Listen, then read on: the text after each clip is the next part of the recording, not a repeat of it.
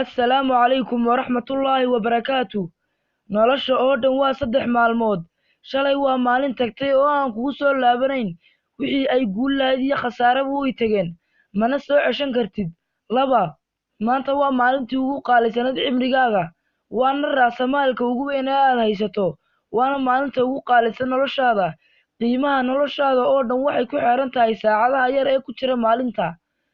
Noloshaada qiimaheeduna waxay noqonaysaa sida aad hadba uga faa'iidaysato oo keliya, waayo maanta markaad ka faa'iidaysato, berrina waad ka faa'iidaysan cimrigaaga oo dhan. Laakiin haddaad maanta lumiso, berrina waad luminaysaa, kadibna sidaas ayaad ku lumisay nolosha oo dhan. Waxaa la yidhi, qof maalintiisa lumiyaa, berridiisana wuu lumiyaa. 3. Berri waa maalin maqan, mana garan kartid waxay kuu soo siddo. Waxay noqon inaad gaartay iyo in kale. Alle salawaatullaahi wasalaamuhu calayh ayaa keligii og berri iyo waayaheeda, mana ahan inaad ku xisaabtanto waxaanad garanayn waxay noqon. Haddaad waa beriisato ha sugin inaad galabaysato, haddaad galabaysatana ha sugin inaad waa beriisato, waayo ma ogid inaad subaxda dhiman doonto iyo in kale. Laakiin maanta ka dhig maalinta guushaada, camalkaaga iyo hawlahaaga oo dhan u samee sida ugu fiican ee ugu wacan uguna quruxda badan. Hamigaaga iyo dadaalkaagana isugu geey si aad maanta ugu guulaysan lahayd. Taasina waa sirta nolosha. Sarreynta iyo farxadda waxaa la yidhaahdaa qaamuuska kelmad keliya ayaa ku jirta. Kelmaddaasina waa hadda ama imika, macnaheeduna waa daqiiqadda aad hadda joogto. Taasina waxay kuu caddaynaysaa inaad waxaad haysataaba tahay daqiiqadaha aad joogto oo keliya. Qiimaha nolosheena 60 sekin ku jiro iyo sida aad uga faa'iidaysato.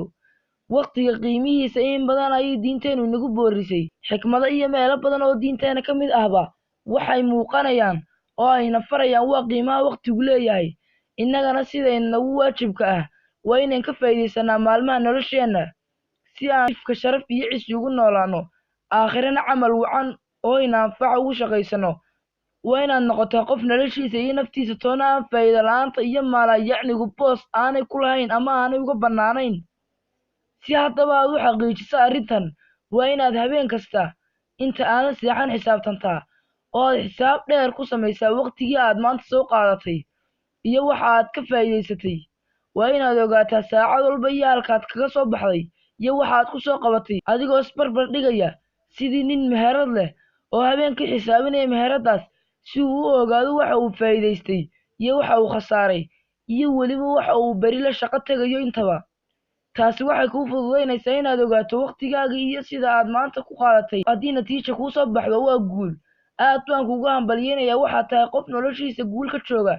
Haddii kalena waad khasaartay ee naftaada ku dhiirigeli inaanad khasaarin oo khasaarahaaga aad guul u beddesho sida ugu dhaqsaha badan.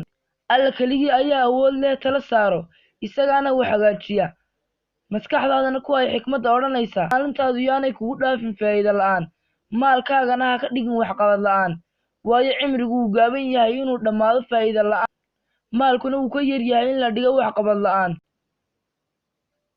Ogow, qofka caqliga badani suuragal kama aha inuu waqtigiisa maalayacni iyo faa'iido la'aan ku dhaafo, maalkiisana ku lumiyo wax aan faa'iido lahayn iyo khayr toona.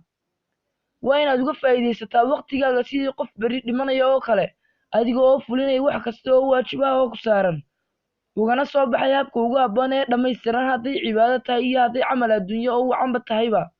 Kuna xisaabtan in markuu xasilo qaamuuska aakhiro, uu qaamuuskaaga adduunkuna isagoo khasban kuu imaanayo. Waxa cirka lagu gaadhay waa waqti laga faa'iidaystay iyo buuraha figtooda, badda gunteeda, waxaas oo dhanna waxaa ka sii sarreeya jannatul firdawsa. Ee ku dadaal if iyo aakhiraba si aad ugu guulaysan lahayd, kana faa'iidayso daqiiqadaha aad haysato. Wassalaamu calaykum waraxmatullaahi wabarakaatuh.